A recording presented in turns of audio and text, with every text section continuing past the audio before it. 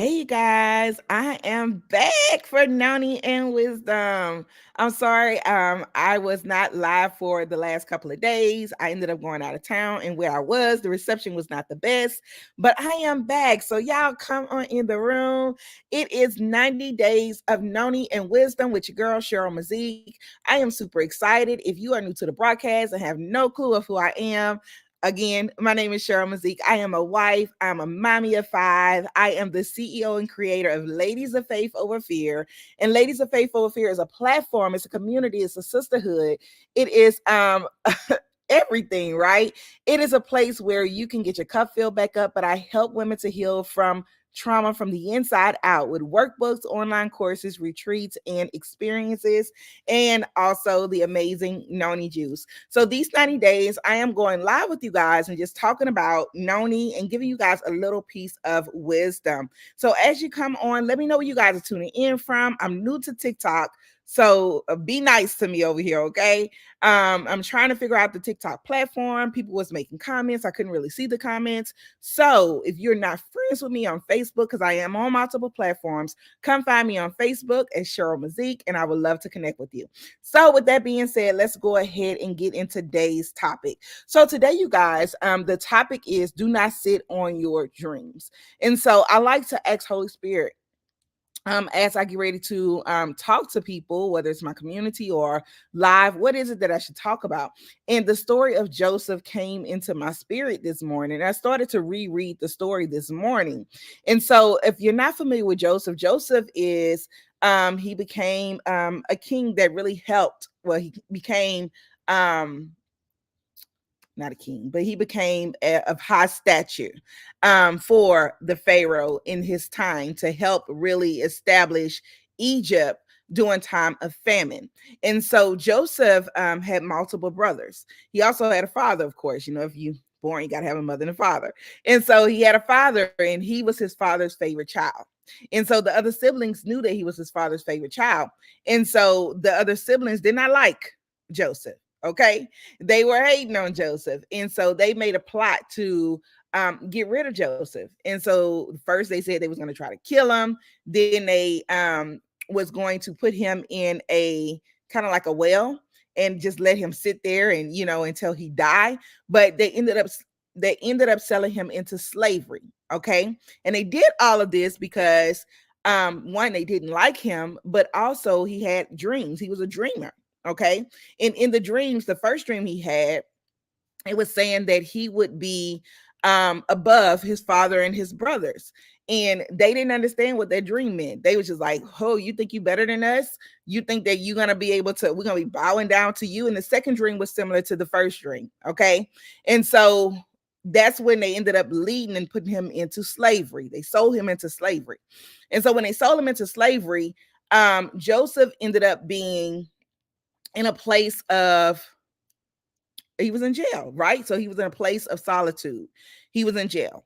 And so when he was in jail, he was able to help some of the people that was in jail interpret their dreams. Okay.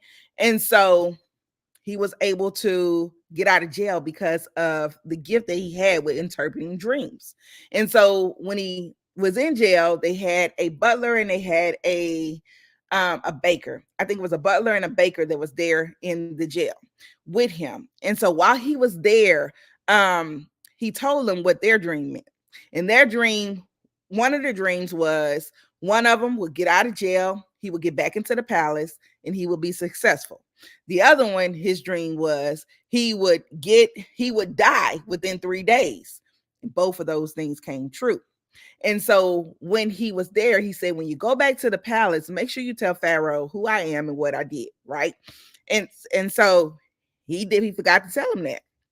And so when he was in the palace, when the butler went back to the palace, and I'm sorry, yeah, I'm trying to remember and paraphrase the story for you guys. But when the butler went back to the palace, you know, he didn't tell Pharaoh about, you know, Joseph in the prison. What happened was Pharaoh started to have some dreams, and Pharaoh was dreaming about the famine that was going to happen, but he didn't know that that's what the dream meant. And so somebody told him that, you know, that Joseph interpreted the dreams for the butler and the baker. And so they got Joseph out of jail. Joseph interpreted the Pharaoh's dream, right? And he was able to help Pharaoh prepare for the famine. All right. And so I'm saying all of this because I want you guys to understand the background of what the importance is of not sleeping on your dreams. All right. And so when Pharaoh asked Joseph, what the dream meant, Joseph, he told him point, point, point, point, point, what each point mean in the dream. And so it meant for him to make sure that they had enough food so that they can be the people that will be able to have surplus during time of famine, and that time of famine was coming and that they had to prepare. And so what happened was 7 years later, the famine came. And when the famine came, the Pharaoh, Joseph, they were in position to win during time of famine. They were prepared for the famine when everybody else wasn't. And so during the time of famine, the brothers, they needed to get some stuff from Egypt, which is where Joseph was, not knowing that they were going to need their brother. They didn't even know their brother was still alive. They thought their brother was dead. Okay. They sent him in slavery. They thought he was dead. Never thought about him after that. Okay. And so what happened was where they were living, where the brother and the father were living, everything started to dry up. And there was rumor that they had food, they had shelter, they had everything that they need in Egypt. And so the father sent the brothers to Egypt to go see if they could get some things that they needed for their home and bring it back. And so when the brothers got to Egypt, right, they seen Joseph, but they didn't recognize him. But Joseph recognized the brothers. Okay. And so everything that Joseph told them would happen in the dream, it actually happened because Joseph was the person that was sitting up high, and the brothers and the father was the people that needed to be able to get what Joseph had. And so God had prepared Joseph for a time of famine, but God also allowed Joseph to be in the position where he needed to be for his family during time of famine. And so I say all of that to say is, what if Joseph would have just ignored the dreams because of life circumstances? Joseph was not in a good circumstance. He was not in a good place. He was in jail. And it was lots of other things that happened to Joseph during that time frame, but he was in a place of locked up. He was locked up. His body was locked up, but his mind wasn't locked up. His spirit wasn't locked up. And Joseph still knew that, hey, I got purpose on the inside of me. It might not be what my ideal situation is. It might not be what I thought that life should be for me, but this is where God has me. And he used his gifts. He didn't sit on his dream. He knew that he had a dream. He knew that the dream had meaning. He knew that he knew how to interpret dreams. And God gave him a gift and he didn't sit on it. And so I just want to encourage you guys to not sit on your gifts. Do not sit on the dreams that God give you. Even if people don't agree to the gifts that he's giving you, even if people don't understand the dreams that God is giving you, the assignment that God is giving you, sometimes it's not for everybody to understand. As long as you understand, as long as you continue to put one foot in front of the other and say, okay, I trust you, God. I don't know what this means. I don't know what my circumstances currently are, but I am going to still put one foot before the next, and I am going to move forward in my purpose. I'm going to move forward in doing what you call me to do. I am going to do that thing. Somebody is waiting on you to do what God has placed on the inside of you, right? So I want to encourage you guys to not sit on your dreams, to not worry about what other people think about you, but to actually just go out there and do it, because somebody is waiting on you to say yes to what God has placed on the inside of you. It is Faith Over Fear Friday. And what does that mean? That means today is the day to let your faith override your fear and start to operate in your greatness and operate in your purpose, right? And do it because your life depends, your life matters.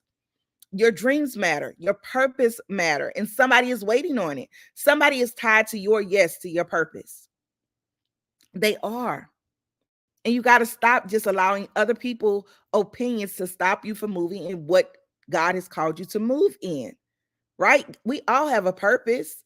We all have a reason that God has placed us here. We got to be bold enough to say, okay, I am going to put the fear away. I am going to put the procrastination away. I am going to really do this thing that God has called me to do. It could be to write a book, write the book. It could be to start a business, start a business. It could be to start a nonprofit. It could be to start a women's shelter. It can be to start a whatever that thing is. Whatever God has placed on the inside of you, do it. Do it and do it now, because somebody is waiting on you to do it. Somebody is waiting on you to build it. Okay. Remember, when Noah built the ark, people talked about him. They like, Noah, what are you doing? Why are you building a boat? There's no rain in sight, no clouds of rain, no rain in sight. So why are you building this boat? Noah built the ark, right? Because God told him to build it. God told him to prepare for the rain. God will always give warning for preparation before something is coming. Okay, Holy Spirit. God will always give you warning, which is preparation, so that you can prepare before something is coming. Noah was giving the acknowledgement. He was given the preparation to build the ark for the rain, for the storm, for the wipeout of the world. Noah was open to listen, and Noah also took action. And just like Noah, Joseph did the same thing.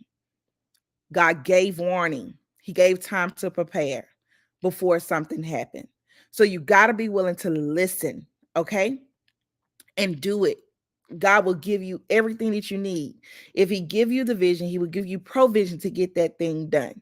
And just like with preparation, because this is coming in my spirit, make sure that you guys are prepared for anything that may happen, right? As you're on this journey of life, be prepared. God always give us moments of preparation.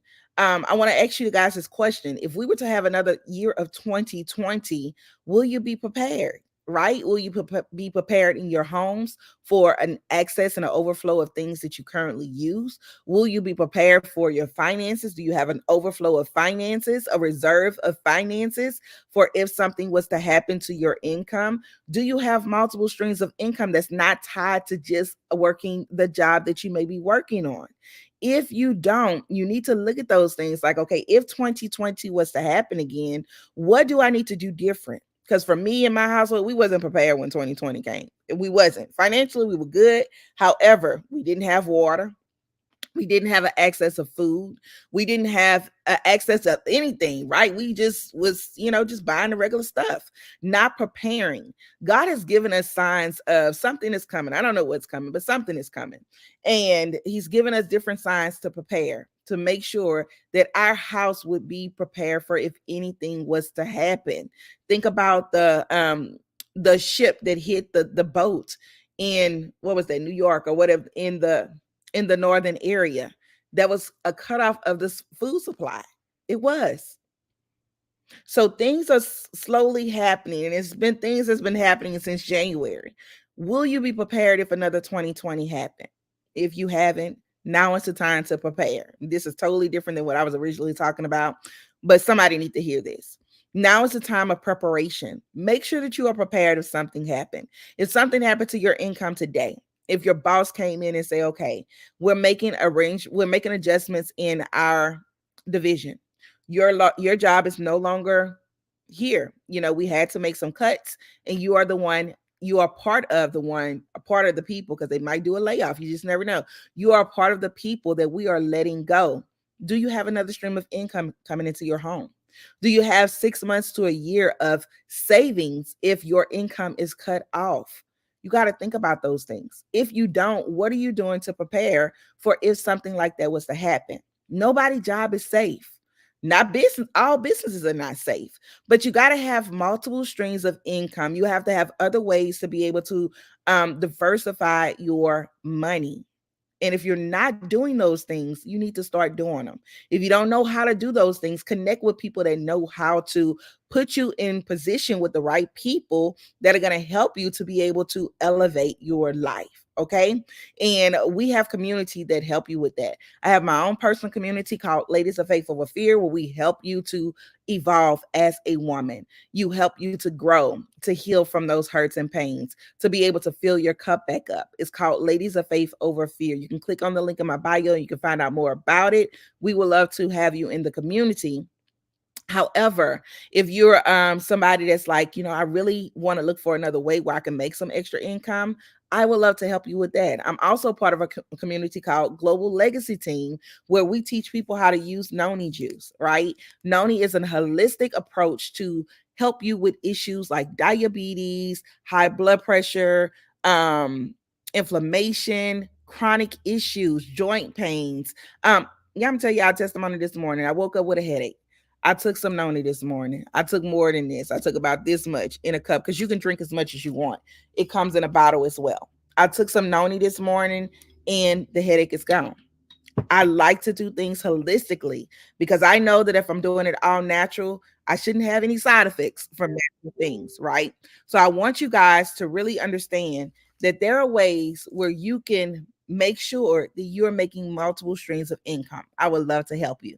And that's Noni. Noni helps you with that as well. Also helps you with energy and boosting your immune system. So that is your Noni and wisdom for today. I took Noni already, but I'm gonna take some more. It's like I say, you can drink as much as you can afford. It's not gonna hurt you to drink the Noni. But I love Noni because Noni is really helping people to clear the issues they have. All right. Get you some Noni in your life. You can do the individuals where we sell them, where you can do the trial packs, 5 for 25. You can do the bottles, and we have boxes. We have over 162 products. So if you have an issue that you're dealing with and you want to be able to do it holistically, I would love to help you. I also have lost weight with the Noni juice and with the Skinny Drop, y'all. I've lost 41 pounds. So I am down 41 pounds, and I'm down 2 pant sizes, and I feel absolutely amazing, y'all. I'm 41, but I feel like I am 21, all because of these amazing products. So get you some Noni juice. So I'm gonna take it and then I'm gonna end this live. If we're not friends on Facebook and you're on another platform, find me on Facebook, y'all. And if you would love to connect, just message me and say, hey, Cheryl, I want more information. And I would love to share more information with you. But I appreciate you guys for hopping on, whether it's Facebook, Instagram, TikTok, YouTube. I greatly appreciate it. Hey, Maddie Ice. Thank you so much for joining. And so I'm going to take this real quick and I'm going to stroll through here and see if I have any other comments.